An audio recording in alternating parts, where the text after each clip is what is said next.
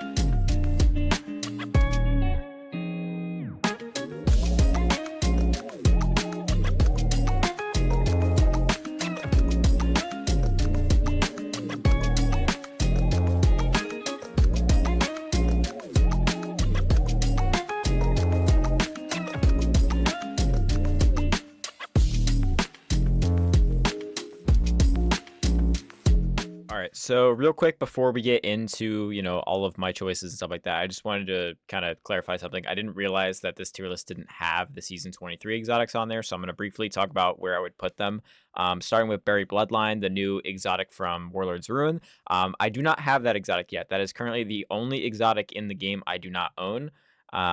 So I don't know where I'd put that thing. I've heard it's very good, so I'm hoping it would probably be like high A tier, maybe even S tier if there's a good enough build. But I do not have it, so I don't know where to put that one. As for Dragon's Breath, I'm going to put that in S tier.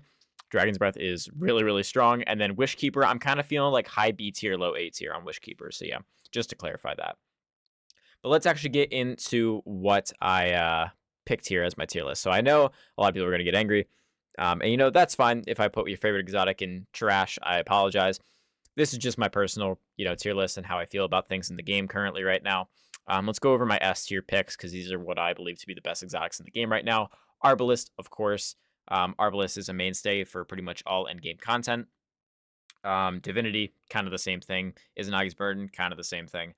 So all three of these exotics really are just staples in endgame content. They do a lot of damage. They are really powerful, and they're really good for, boss fights and stuff like that. Divinity, with the exception being that it is used in pretty much every endgame boss fight, raids, dungeons, all that stuff. So moving on from that, Legend of Acrius. Legend of Acrius has really grown on me recently. Now that I completed the Catalyst, I can use it more. It's really good on like Ekthar. It's really good on melee bosses, stuff like that. The duality bosses as well. Leviathan's Breath. Lumina, one of my personal favorites. I really, really enjoy playing, the team healer, and I feel like Lumina is the best gun to kind of be that support on your team. So Lumina is really good. Malfeasance, Sunshot, Trinity Ghoul, Wish Ender. You guys get the deal. My S tier is pretty standard, but these are what I do believe to be the best exotics in the game right now. The hot take that's in my S tier that might be looking at right now is Navigator, and this is kind of a personal one. I think Navigator is super, super meta, but I personally have been really loving Strand builds right now. Right now, I'm doing Strand Titan for pretty much, running coil runs, running raids, everything like that. And the Navigator, the Navigator is really good. With the Catalyst, of course, it is really, really strong. So, yeah, that's my S tier. My A tier, I do have some picks in there that, might be controversial, like Merciless. Some people might consider Merciless S tier. And I get where you're coming from. I've given Merciless a lot of shit over the years, and I've kind of seen a light with it. It is really good, but there are better options in my opinion. So I'm putting Merciless in A tier. We got like Anarchy, Dead Messenger. My A tier is pretty solid. Tractor Cannon might be another controversial one I have in my A tier. But personally, Tractor Cannon isn't really that good of a gun.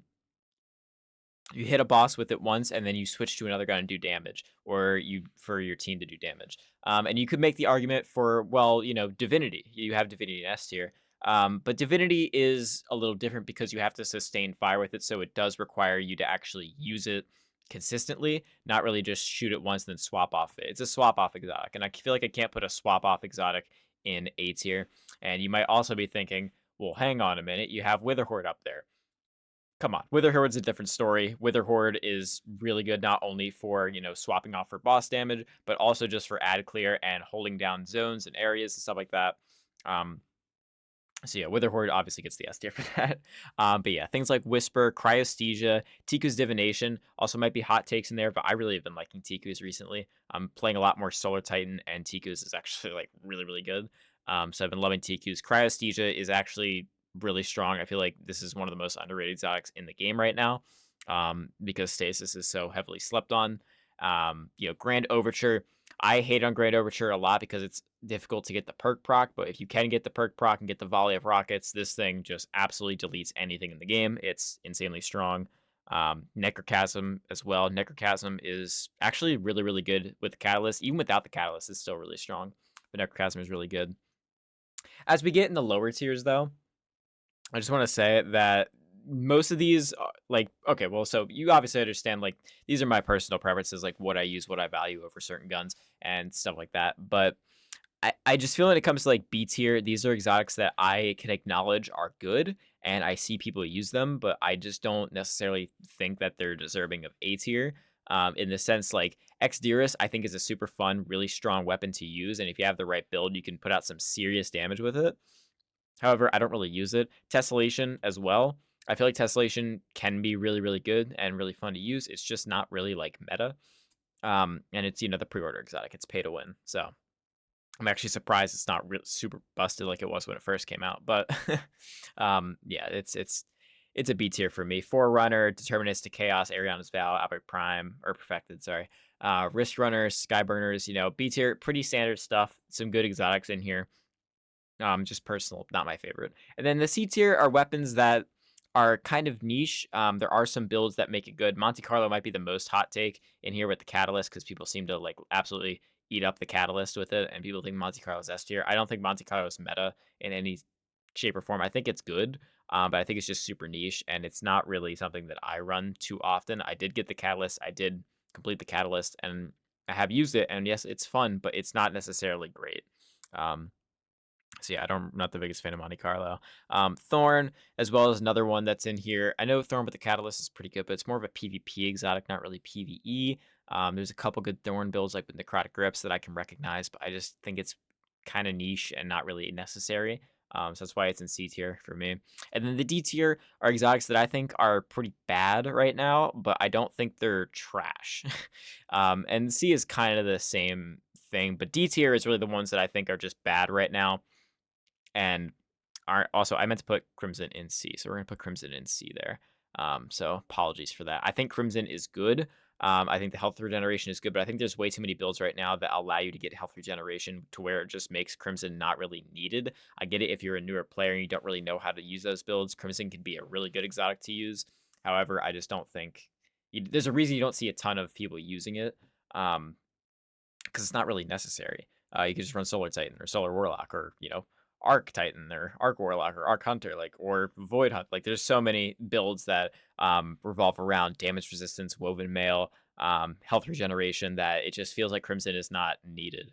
But moving down to D tier, Hierarchy of Needs. I want to like this thing so much, but it's just so niche. It's a fun exotic to use, but it's not really great for end game content at all. It's not even really good for like legend content or like slightly higher end content. It's kind of just like it's a handicap weapon in my opinion, because when you have that circle, it restricts you to that area to get like the perk to work properly. So if you set your circle up in a bad area, you're kind of just fucked, and you can't really take advantage of the perk. I don't really like being restricted to one area with Hierarchy of Needs, unless you have something like a Well of Radiance there, of course. But I just don't see the appeal of Hierarchy of Needs in any form of higher end content. So that's why it's in D tier. And then my trash tier, I think all these exotics are just bad. Not that they're so terrible. Like Salvation's Grip is terrible. All the exotic laves I think are just a waste of time. I think these need to be reworked. I know they got buffed like this season or last season, but I still don't think they're good.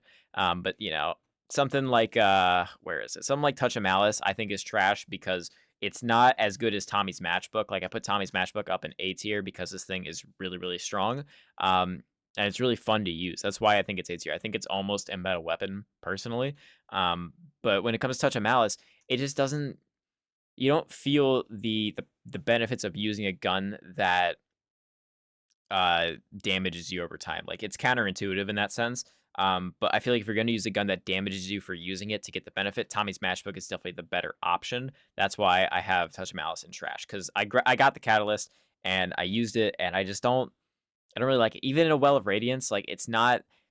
There's no reason to run it, in my opinion. But yeah. Um, what else can I talk about? Manticore, I feel like everybody knows Manticore is like arguably right next to Salvation Script for the worst exotic in the game. I kind of feel the same way about Wicked Implement. These three exotics are like the worst exotic weapons in the game. Um, what else in here? Rat King, I know might be another hot take for trash tier, but I've never liked Rat King. I know it's fun. You get 6 of them, you get the catalyst, you stack up, then you can shoot it real fast, but it's like a sidearm that doesn't do phenomenal damage. And it's very difficult to get a group of people that all have Rat King to use it and have it be effective. So for that reason, I think it's trash. We also got Borealis. I've never liked Borealis personally. I just, yeah, it's just not very good.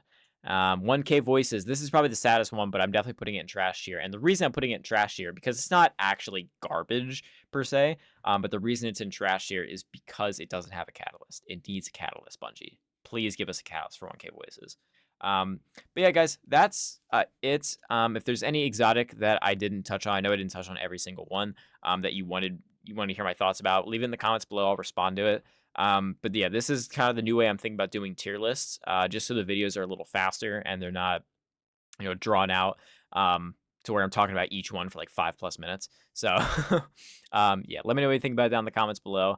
I hope you guys enjoyed the video. Make sure to please leave a like on the video and subscribe. I'm going to be posting a lot more content, soon.